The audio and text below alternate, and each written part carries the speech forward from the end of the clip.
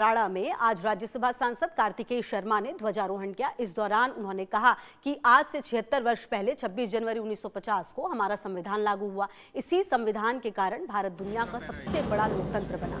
इसी संविधान ने हमें न्याय, स्वतंत्रता और समानता जैसे मौलिक अधिकार दिए।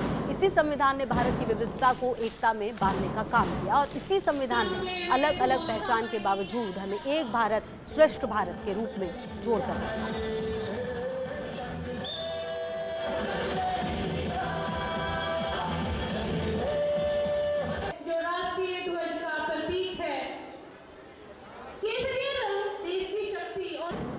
तो आपको हम ये तस्वीरें भी दिखा रहे हैं। बच्चों ने देखिए कितने अच्छे से ये पूरा प्रदर्शन जो है किया है और रंगारंग कार्यक्रम भी यहाँ पर आयोजित,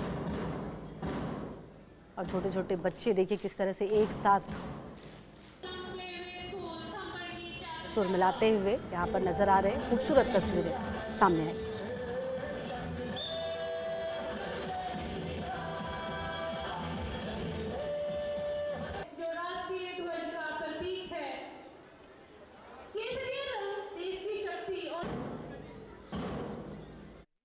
छब्बीस जनवरी भारत के इतिहास में इसलिए महत्वपूर्ण है क्योंकि इस दिन हमने ये तय किया कि देश किसी व्यक्ति, किसी परिवार या किसी ताकत के भरोसे नहीं चलेगा, बल्कि संविधान, कानून और लोकतंत्र मूल्यों के आधार पर चलेगा।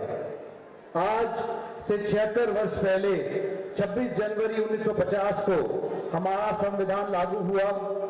इसी संविधान के कारण भारत दुनिया का सबसे बड़ा लोकतंत्र बना।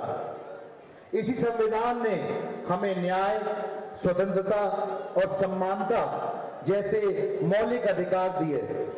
इसी संविधान ने भारत की विविधता को एकता में बांधने का काम किया और इसी संविधान ने अलग अलग पहचान के बावजूद एक भारत श्रेष्ठ भारत के रूप में जोड़कर रखा। इस अवसर पर मैं संविधान के निर्माता बाबा साहेब डॉक्टर भीमराव अंबेडकर जी और संविधान सभा के सभी सदस्यों को नमन करता हूं।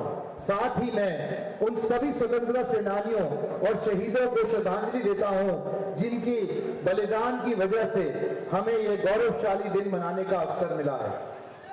महात्मा गांधी, नेताजी सुभाष चंद्र बोस, लाला लाजपत राय, सरदार वल्लभ भाई पटेल, डॉक्टर राजेंद्र प्रसाद, इन महापुरुषों ने देश को आजादी दिलाने के लिए कठिन संघर्ष किया। भारत आज जिस मुकाम पर है उसकी नींव इन्होंने त्याग की वजह से ही रख पाई। आजादी के बाद से ही भारत ने स्वयं एक मजबूत राष्ट्र के रूप में स्थापित करने का प्रयास किया। इसमें हमारे किसानों, मजदूरों, कारीगरों, सैनिकों और वैज्ञानिकों का बराबर की भूमिका रही है।